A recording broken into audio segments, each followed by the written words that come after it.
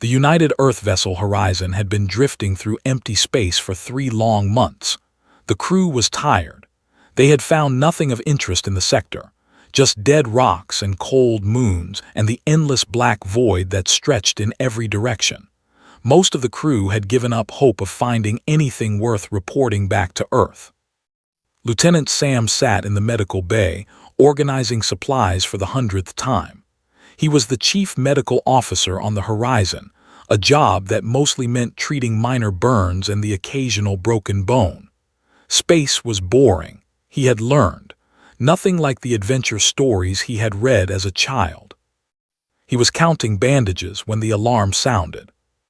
The red lights flashed across every corridor of the ship. Sam dropped his clipboard and ran toward the bridge, his heart pounding in his chest. He had not heard that alarm in 2 years of service. It meant only one thing: distress signal. Captain Maria Vance stood at the center of the bridge, her eyes fixed on the main screen. She was a tall woman with hair and sharp eyes that missed nothing. When Sam entered, she did not turn around. "We picked up a signal from the third moon of Prime," she said. "Something crashed there. Life signs are weak but present." "Do we know who they are?" Sam asked. "No," Maria finally turned to look at him.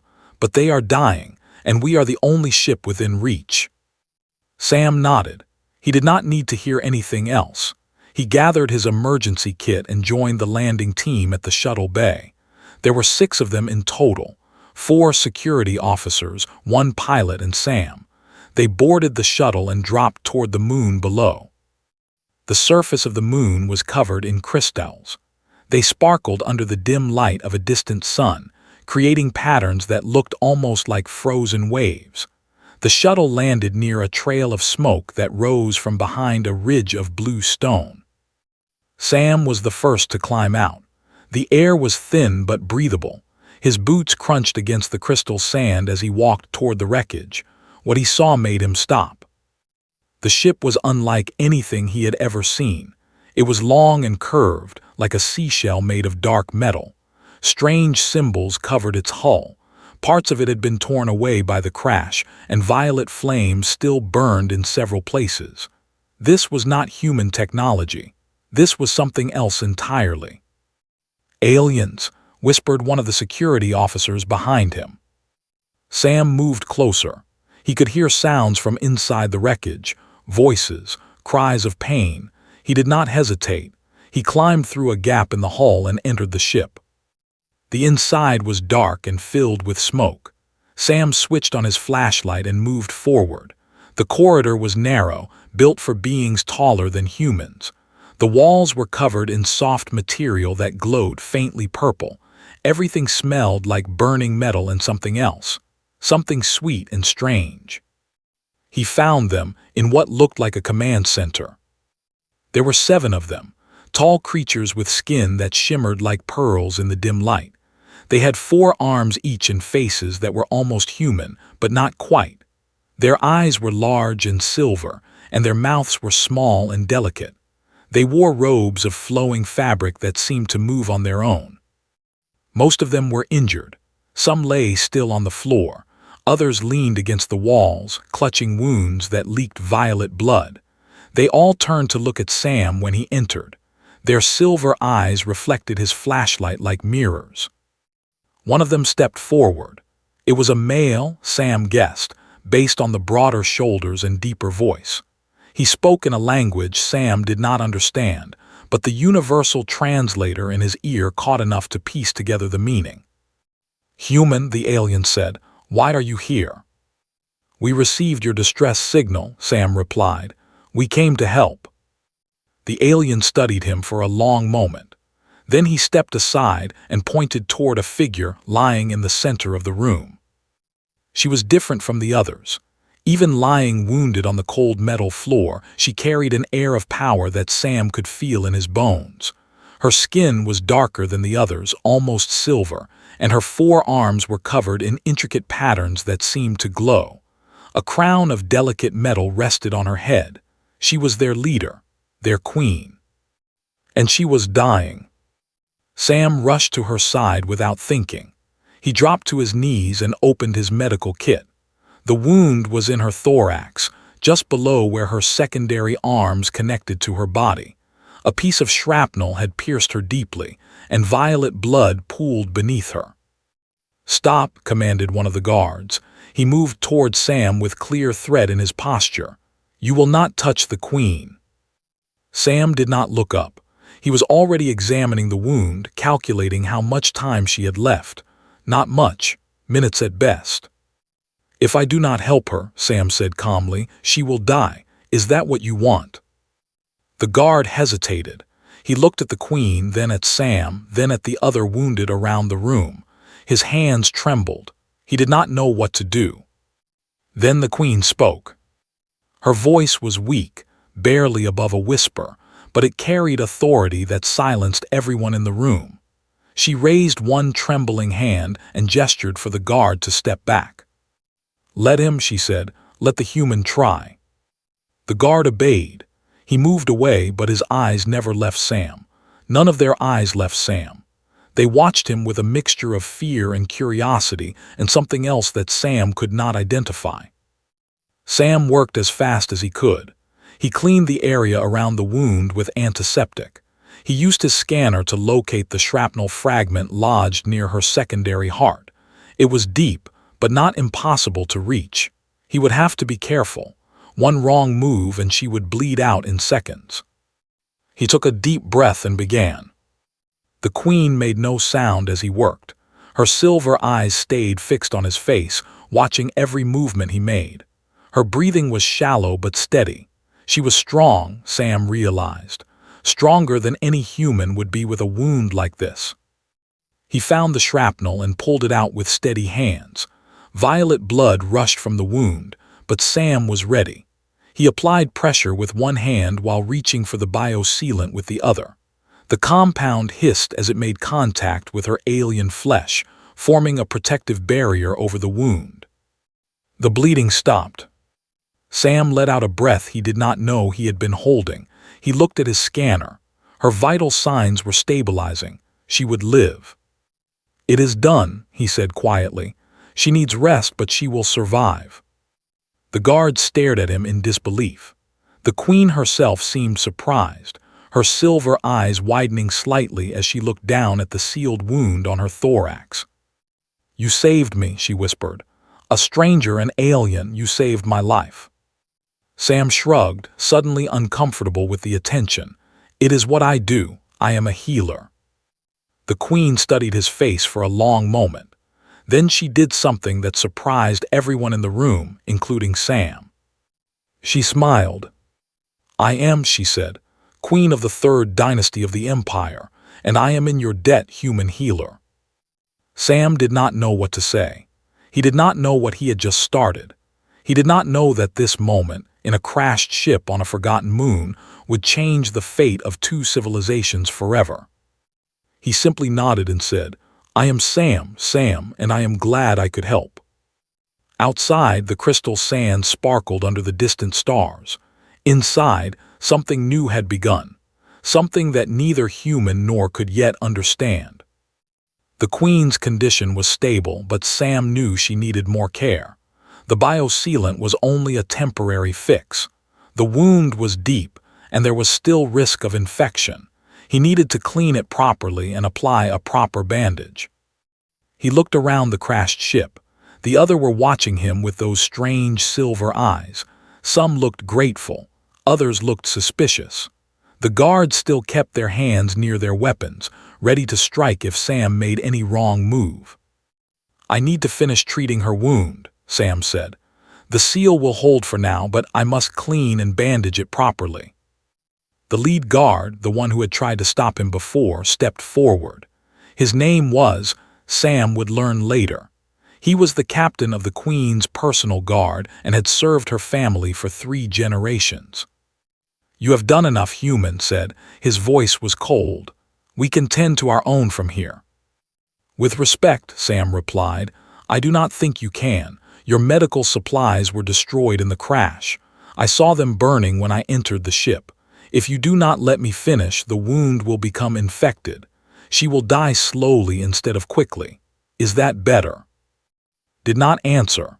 His jaw tightened and his four hands curled into fists, but before he could speak, the Queen's voice cut through the tension. "Let him continue," said. She had pushed herself into a sitting position, leaning against the wall for support. Her face was pale, but her eyes were clear and sharp. "The human speaks truth. We have nothing left, and I will not die from stubbornness." Bowed his head. "As you command, my queen." Sam knelt beside her again. He opened his kit and took out the supplies he needed: clean bandages, antiseptic wipes, a healing gel that promoted tissue regeneration.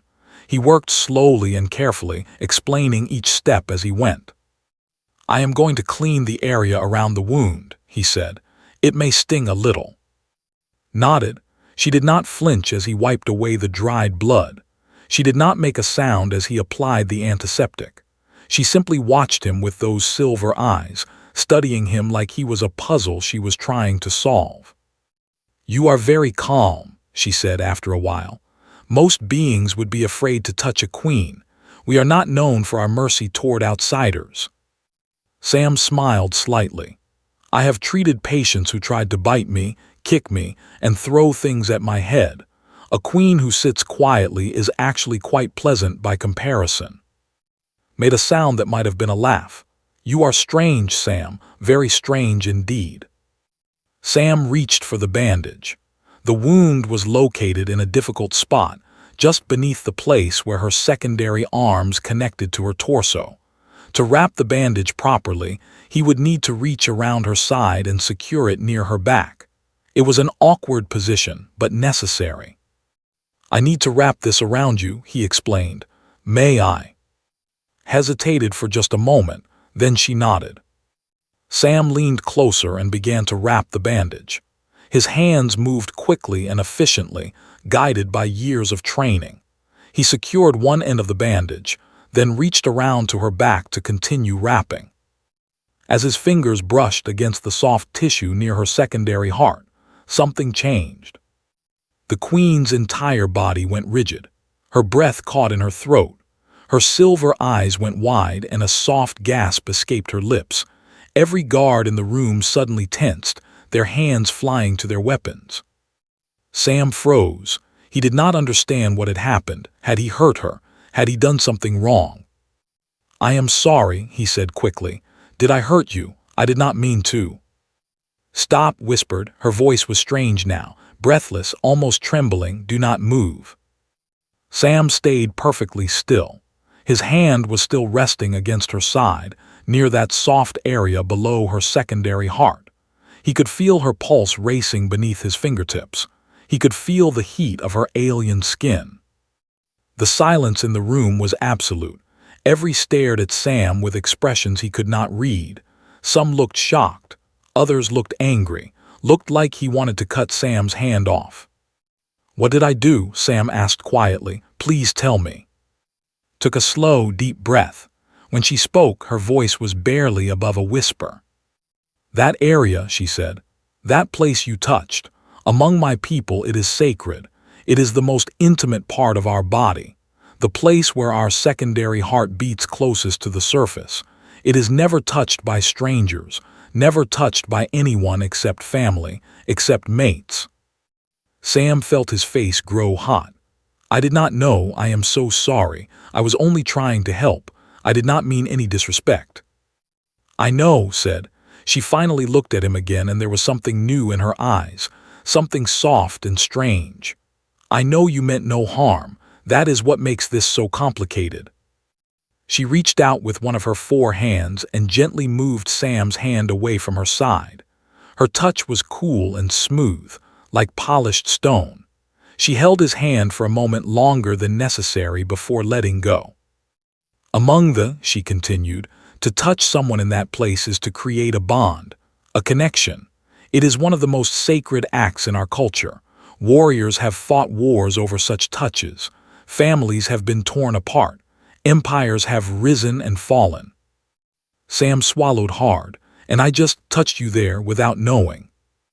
"Yes," smiled, but it was a complicated smile, sad and amused and thoughtful all at once. You just created a bond with the queen of the third dynasty, accidentally, while bandaging a wound." Sam did not know what to say. He looked at, hopping for some help, but the guard captain just glared at him with barely contained fury. "What does this mean?" Sam asked. "What happens now?" Was quiet for a long moment. She looked down at the bandage on her wound, then at Sam's hands, then at his face. "I do not know," she admitted. "Nothing like this has ever happened before. A human touching a queen. An outsider creating a bond without understanding what it means. Our laws do not account for this. Our traditions have no answer."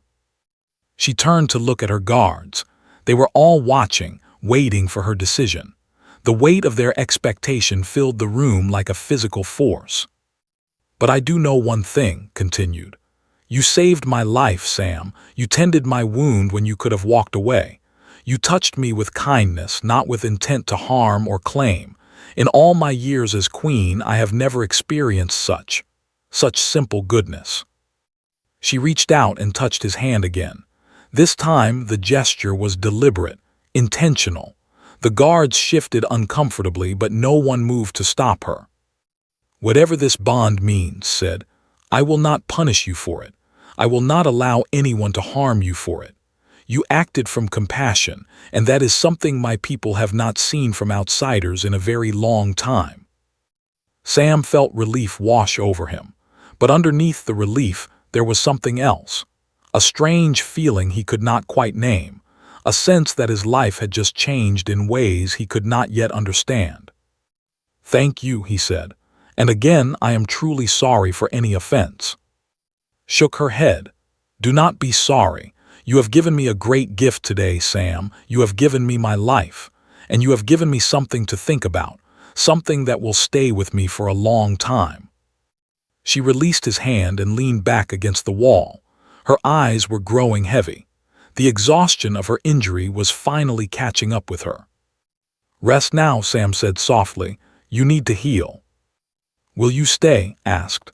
Her voice was fatting, sleep pulling her down. "Will you stay until I wake?" Sam looked at. The guard captain's expression was unreadable now. Not friendly, but no longer openly hostile. After a long moment, gave a small nod. "Yes," Sam said, turning back to the queen. "I will stay." Smiled a small and peaceful smile and closed her silver eyes. Within moments, she was asleep. Sam sat beside her in the dark and ruined ship, surrounded by alien guards who did not trust him, on a moon far from any human world. He did not know what the future would bring. He did not know what this strange bond meant or how it would affect his life. But as he watched the queen sleep, he knew one thing for certain. Nothing would ever be the same again. Outside, the horizon waited in orbit. The crew would have questions. His captain would demand explanations. Reports would need to be filed. Protocols would need to be followed. But all of that could wait. For now, Sam simply sat and watched over the sleeping queen, a human healer in an alien world, wondering what strange path fate had set him on. 3 days had passed since the rescue. The survivors had been brought aboard the Horizon and given quarters in the guest wing of the ship. Their wounds were treated. Their needs were met. But the tension aboard the ship grew thicker with each passing hour. Captain Maria Vance had spent most of those 3 days in meetings with and the other officials. They talked about the crash, about the rescue, about what would happen next. But there was one topic that kept coming up again and again. The bond. The touch. The medic who had accidentally created a connection with their queen. Sam tried to avoid the whole situation. He stayed in the medical bay, organizing supplies that did not need organizing. He volunteered for extra shifts. He ate his meals alone in his quarters, but the whispers followed him everywhere. The crew talked. Of course they talked. Word had spread quickly about what had happened on the moon. Some thought Sam was a hero. Others thought he was a fool. A few wondered if he had done it on purpose, trying to win favor with the alien queen. Sam ignored them all. He did not know how to explain something he did not understand himself. On the third day, a guard appeared at the medical bay door. It was not but one of the younger. He was tall and thin, with pale blue skin and 4 arms that seemed too long for his body. "The Queen wishes to see you," he said. His voice was formal but not unfriendly. Sam set down his clipboard. "Now." "Yes, now." Sam followed the guard through the corridors of the ship. Other crew members stopped and stared as he passed. He kept his eyes forward and his face calm. He would not give them anything to gossip about. The Queen's quarters were at the far end of the guest wing. 2 guards stood outside the door. They stepped aside as Sam approached, their silver eyes tracking his every movement. The door slid open, and Sam stepped inside. The room had been transformed. Soft fabrics hung from the walls, glowing with gentle purple light. Strange flowers sat in vases on every surface, filling the air with a sweet and unfamiliar scent. The harsh metal of the ship had been hidden beneath layers of beauty. Queen stood by the viewport looking out at the stars. She wore a flowing robe of silver and violet, and her wounds seemed to have healed completely.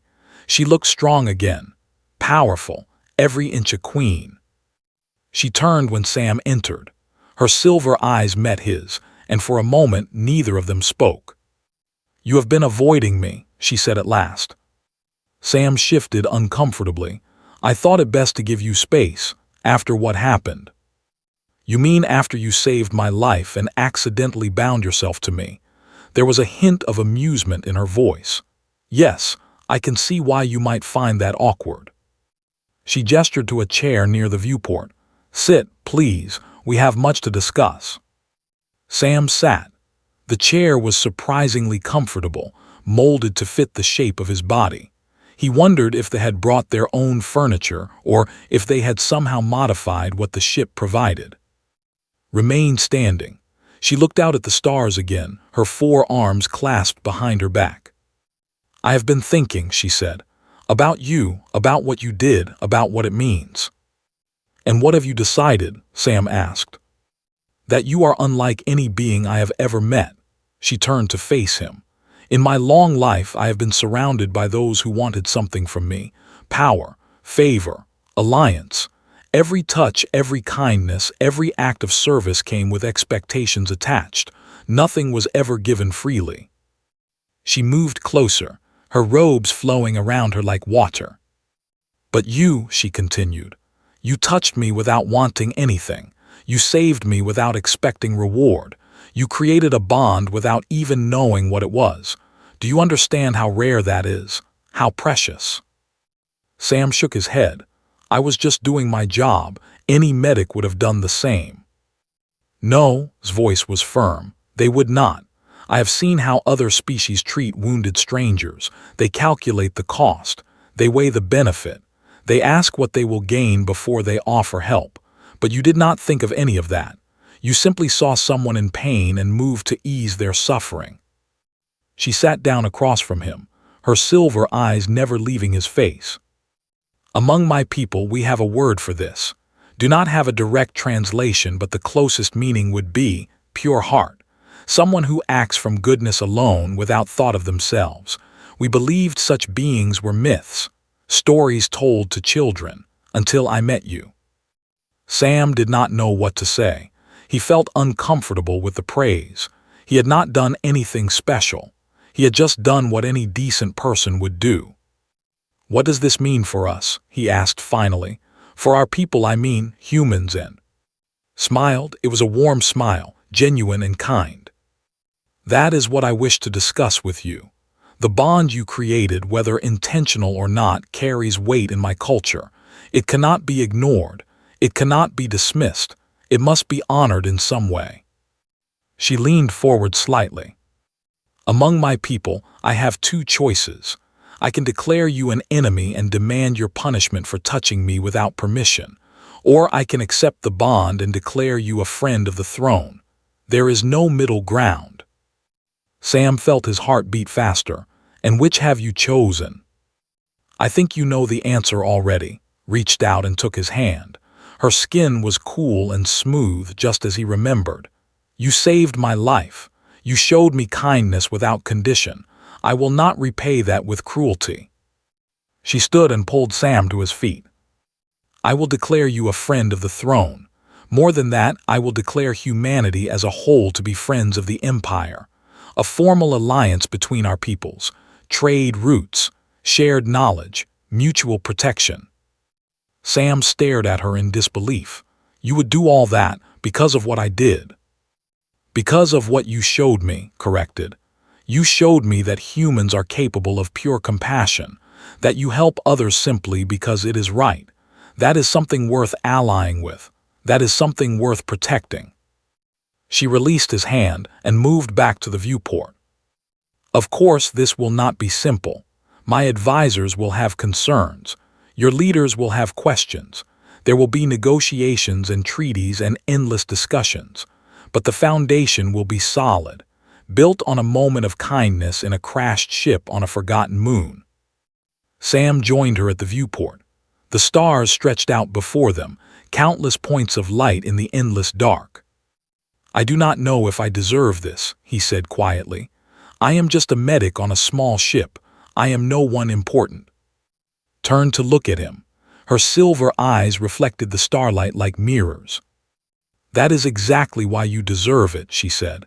"You do not see yourself as important. You do not seek power or glory. You simply want to help. That is the rarest quality in all the universe, Sam, and it is the most valuable." They stood together in silence, watching the stars. Two beings from different worlds, connected by a wound and a touch, and a bond that neither of them fully understood. Somewhere in the distance, the future was waiting.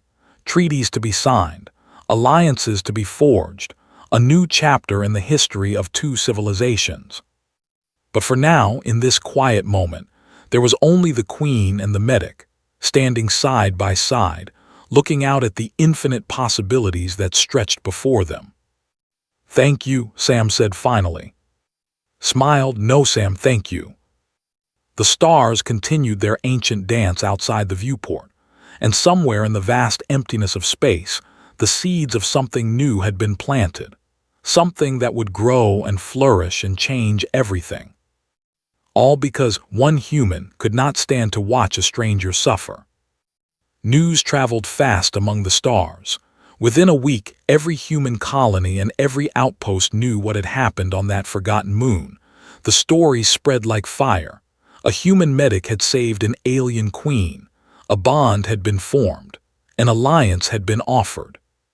Some called it a miracle, others called it luck, a few called it dangerous. On Earth, the governments argued. They debated. They formed committees and held meetings that lasted for days. An alliance with the Empire was not something to be taken lightly. The controlled 40 star systems. They had technology that humans could only dream of. They had been watching humanity from a distance for over a century, never making contact, never showing interest. Until now. Ambassador Reeves arrived on the horizon 1 month after the rescue. She was a small woman with red hair and sharp green eyes. She had spent 20 years negotiating with alien species, building relationships where none had existed before. But even she was nervous about this assignment. "The do not trust outsiders," she told Captain Vance during their first meeting. "They have not signed a treaty with anyone in over 300 years. The fact that they are even willing to talk is remarkable, all because of your medic." Captain Vance nodded slowly. Sam did not know what he was doing. He just saw someone who needed help. "And that is exactly what makes this so powerful," leaned forward in her chair. "They are not stupid. They know when they are being manipulated. They can smell false kindness from 100 light years away. But Sam's actions were genuine. He helped their queen without any hidden motives, without any expectation of reward. They do not know how to process that." "Is that a good thing or a bad thing?" Vance asked. Smiled, "That is what I am here to find out." The negotiations began the next day, met with Queen and her advisors in a conference room that had been prepared for the occasion. Human guards stood on one side. Guards stood on the other. The tension was thick enough to cut with a knife. But the Queen did not want to talk to, not at first. She wanted to talk to Sam. Sam was uncomfortable with the whole situation. He stood at the back of the room, trying to blend into the wall, hoping no one would notice him. But Silver Eyes found him immediately. "Sam," she said, "come forward, sit beside me." The room went silent. Eyebrows rose, the advisors exchanged glances, even looked surprised. Sam walked forward on legs that felt like they belonged to someone else. He sat in the empty chair beside the Queen. It was made of some kind of crystal, cool and smooth against his back. "This human saved my life," announced to the room. "He tended my wound when I lay dying. He showed me kindness when he could have walked away. Any negotiation we have with humanity will include him. Is that understood?" No one argued, no one dared. The talks went on for weeks, and the advisors discussed trade routes and resource sharing. They talked about military cooperation and cultural exchange. They argued about borders and travel rights and 1,000 other details that made Sam's head spin. But the real work happened in private, in quiet conversations between Sam and the Queen, in walks through the corridors of the ship, in meals shared together as the stars passed by outside the windows. Was curious about humans, she asked Sam endless questions. What did humans eat? How did they sleep? What did they believe in? What made them laugh? What made them cry? Sam answered as best he could. He told her about his home on Earth, a small town in a green valley surrounded by mountains. He told her about his mother, who had taught him to be kind. He told her about medical school, where he had learned to heal. He told her about the day he had decided to leave everything behind and travel among the stars. In return, told him about She spoke of their history, their culture, their beliefs. She explained the importance of the bond he had created and what it meant to her people. She described the weight of being a queen, the loneliness that came with power, the burden of making decisions that affected millions of lives. "We are not so different," she said one evening as they sat together watching a nebula drift past the viewport. "Your people and mine, we both seek connection. We both fear being alone. We both want to believe that kindness matters." Sam nodded. "Then why did they avoid us for so long? Why did you never make contact?" Was quiet for a moment. When she spoke, her voice was soft. "Because we were afraid. Your species is young, aggressive. You spread across the stars so quickly, building colonies, claiming worlds, always pushing forward. We did not know what to make of you. We watched and waited, trying to understand what kind of beings you truly were." She turned to look at him, her silver eyes reflecting the colors of the nebula.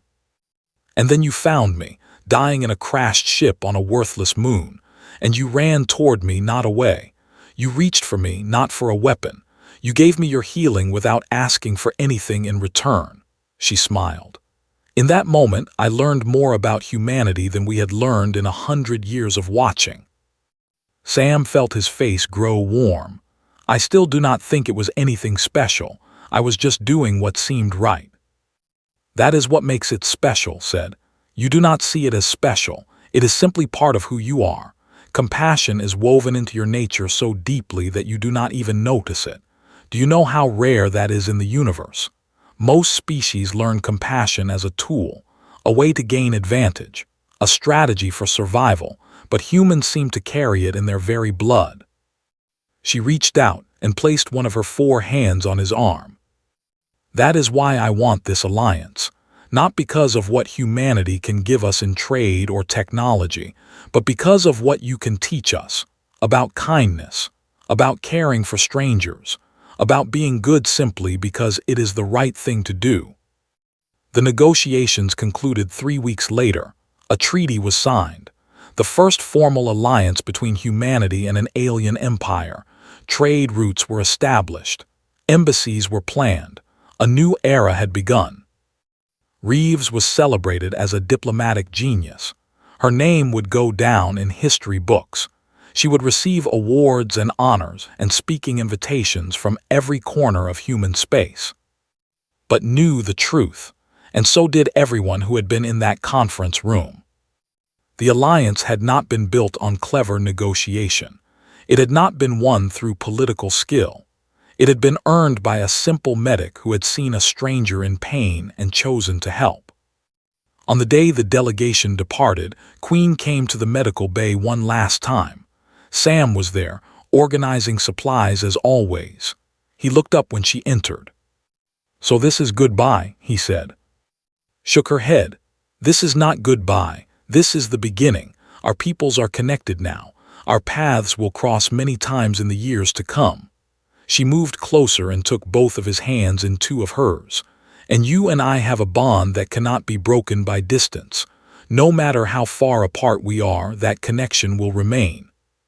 Sam squeezed her hands gently. "I am glad I met you, Queen." "Just," she corrected. "To you I am just," she smiled. "And I am glad I met you too, Sam. You changed my life. You changed my empire. You changed everything." She released his hands and stepped back. "Until we meet again," she said. "Until we meet again," Sam replied. The Queen turned and walked away, her silver robes flowing behind her. Sam watched until she disappeared around the corner. Then he turned back to his supplies and continued his work. Outside, the ship departed, carrying a queen who had learned something new about the universe, about kindness, about humanity. And somewhere in the depths of space, two civilizations began to grow closer together, not because of power or politics or profit, but because one man had chosen to be kind. 10 years had passed since that day on the Forgotten Moon. 10 years since a medic had knelt beside a dying queen. 10 years since an accidental touch had created a bond that changed the course of history. Sam stood on a balcony overlooking the capital city of Prime. The buildings stretched toward the sky like frozen flames, their surfaces covered in patterns that glowed softly in the twilight. Flying vessels moved between the towers, their lights trailing across the purple sky like shooting stars. It was beautiful. Even after all these years, Sam had never grown tired of the view. Behind him, the doors opened. He did not need to turn around to know who it was. He could feel her presence like a warmth at his back. "You are thinking again," said. "I can always tell when you are thinking. You get very still and quiet." Sam smiled. "I was remembering the crash, the moon, the first time we met." Moved to stand beside him at the railing. She was older now, though it barely showed on her alien features. The patterns on her arms had grown more complex, spreading up to her shoulders and down to her fingertips.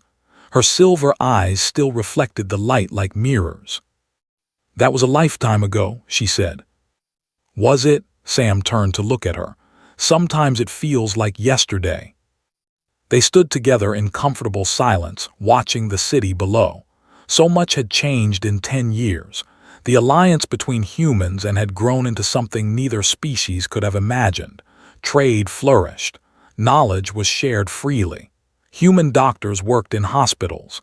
Engineers helped build human space stations. And at the center of it all, the bond remained.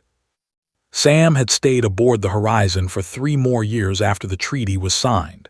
He had continued his work as a medic, treating patients and saving lives. But the Queen had called on him often, for advice, for conversation, for the simple comfort of being near someone who understood. Eventually, he had accepted a position as the human liaison to the court.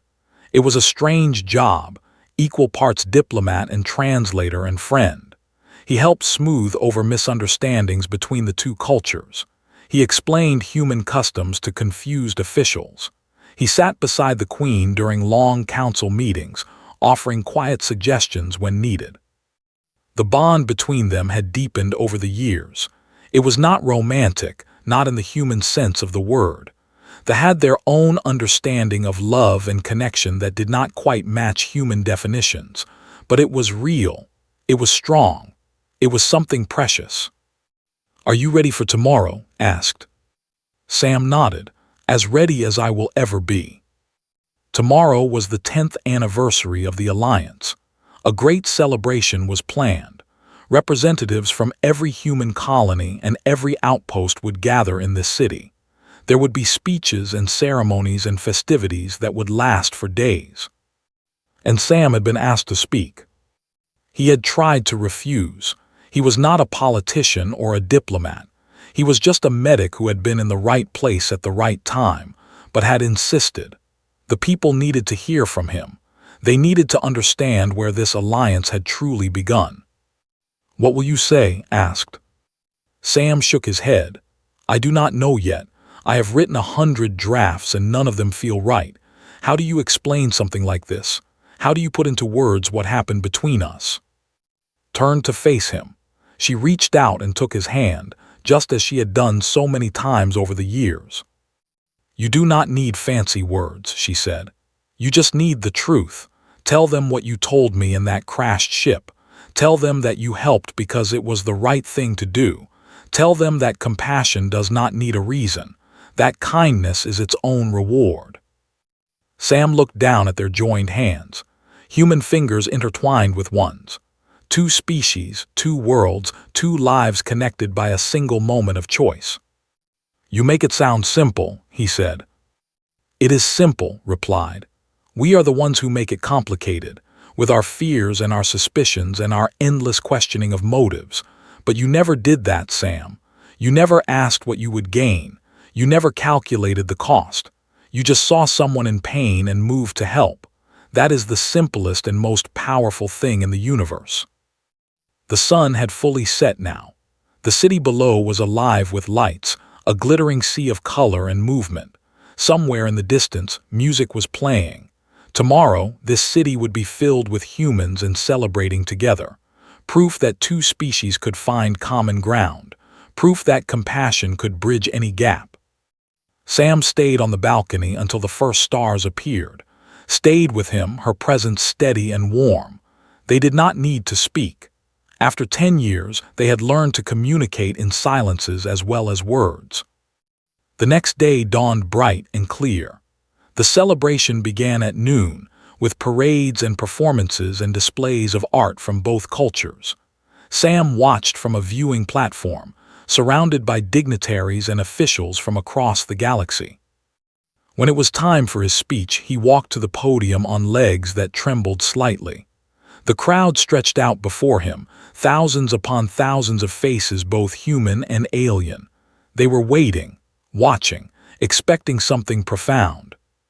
Sam looked down at his prepared notes, then he folded them and put them away. 10 years ago, he began, I was a medic on a small ship in an empty sector of space. I was bored. I was tired. I was ready to give up on ever finding anything interesting out here in the void. The crowd was silent, hanging on his every word. Then we received a distress signal, a crashed ship on a forgotten moon, and I did what any medic would do. I went to help. He paused, gathering his thoughts. I did not know that the wounded stranger I found was a queen. I did not know that tending her wound would create a bond that her people considered sacred. I did not know that a simple act of kindness would lead to all of this. He gestured at the crowd, at the city, at the banners displaying human and symbols side by side. But here is what I have learned in the 10 years since that day. Compassion does not need to know the consequences. It does not need to calculate the outcome. It simply needs to act. When we see someone in pain, we help them. When we see someone in need, we reach out, not because of what we might gain, but because that is who we are. He looked at who stood at the edge of the platform, watching him with those silver mirror eyes. They called me a pure heart, a being who acts from goodness alone, but I am not special. Every human has that capacity. Every one of us carries compassion in our blood. We just need to remember to use it. We need to remember that kindness is not weakness, that caring is not foolish, that helping a stranger might just change the world. The crowd began to cheer.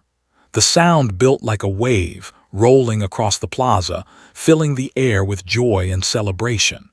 Humans stood together, clapping and shouting, united by the words of a simple medic who had never wanted to be important.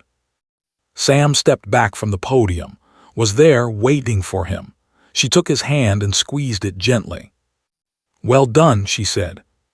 "I just told the truth," Sam replied. "That is what makes you special," smiled, that warm and genuine smile he had come to know so well. "You always tell the truth, even when it scares you." They stood together as the celebration continued around them. Two beings from different worlds, bound by a wound and a touch and 10 years of friendship.